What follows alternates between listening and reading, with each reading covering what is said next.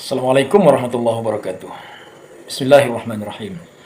Guys, bicara agama sendiri maupun agama orang lain, memang enak, memang sure kalau memang kita suka bicara tentang itu.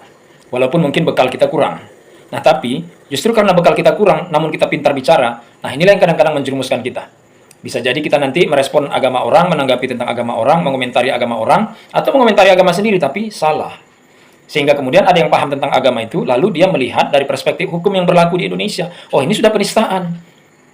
Melanggar Undang-Undang ITE. Melanggar KUHP. Nah, dia laporkan ke polisi. Ingat nggak?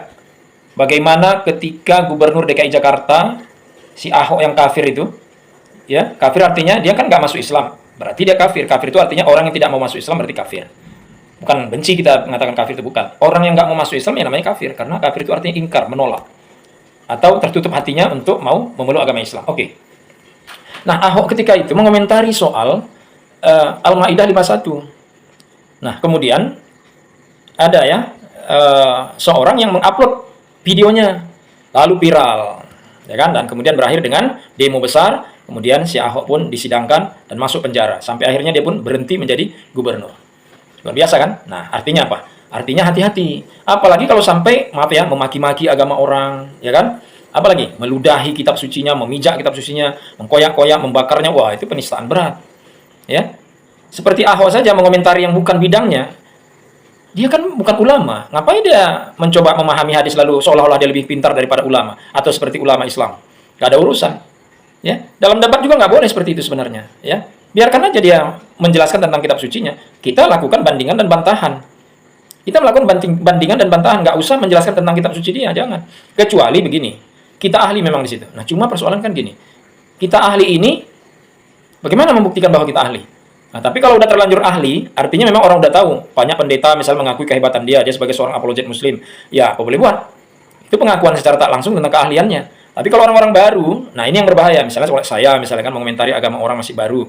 Tapi kalau saya sudah berlangsung lama, dibiarin aja, ya akhirnya saya mendapat pengakuan dari masyarakat. Ya kan, pengakuan dari masyarakat juga itu bisa diterima. Misal di dalam Islam, ya kan, seorang disebut ustaz itu enggak pakai sekolah. Kalau di Al-Azhar ya, dia doktor baru disebut ustaz, ya kan. Tapi ada nggak sertifikatnya, ijazahnya? Kan gitu. Nah, jadi guys, sekali lagi ya, jangan menista agama orang. Jangan menghina agama orang. Baik dengan verbal, kata-kata, dengan cibiran, apalagi dengan mengoyak, memijak-mijak, menggambar tulisan, misalnya tulisan Nabi digambar pada binatang misalnya. Itu kan melecehkan. Atau misalnya gambar Ka'bah digambari aneh-aneh misalnya. Atau orang Islam melakukan sesuatu kepada agama lain, nggak boleh. Allah mengatakan, janganlah kamu menghina agama mereka. Jadi ini Allah mengatakan kepada hambanya sendiri. Karena mereka juga akan membalas hinaanmu dengan tanpa ilmu pengetahuan. Nah, ini masalah guys ya. Jadi gara-gara kita orang menghina Allah, kita jadi berdosa juga. Ya, maka coba kalau berdebat, kalau berdialog, kalau berdiskusi itu ciptakan suasana yang santun, yang baik, yang empati, yang simpati. Tapi kalau yang kita hadapi ini memang kelas sampah, kita bisa terikut-ikut jadi tukang sampahnya, ya kan? Atau jadi tong sampahnya. Jangan. Kalau saya akan tanya, apakah Anda seorang pendeta? Kalau dia orang awam biasa, ngapain kita layani berdebat? Kalau dia mau bertanya, boleh. Tapi kalau dia sampai mengkaji sana-sini, oh jangan kasih. Ya kan? Itu bodoh kita namanya. Kalau kita sampai membiarkan dia mengkaji kitab suci kita, atau membaca kitab suci kita dengan salah. Tak boleh ya. Nah, tapi kalau dia menjelaskan tentang agama dia, boleh. Ya, dia menjelaskan agama dia bertanya tentang kita, boleh. Atau kalau kita ahli juga dalam kitab suci dia, boleh. Yang paling bagus itu memang kita, kalau ada pengakuan, misalnya sertifikat kita ada tentang itu. Kalau enggak ya, nggak apa-apa juga, asalkan bisa kita pertanggungjawabkan. Ya, diuji sahih. Nah, jadi masyarakat yang menilai, bisa. Karena nggak ada juga undang-undang yang mengatur bahwa nggak boleh kan. Nah, jadi gitu guys ya.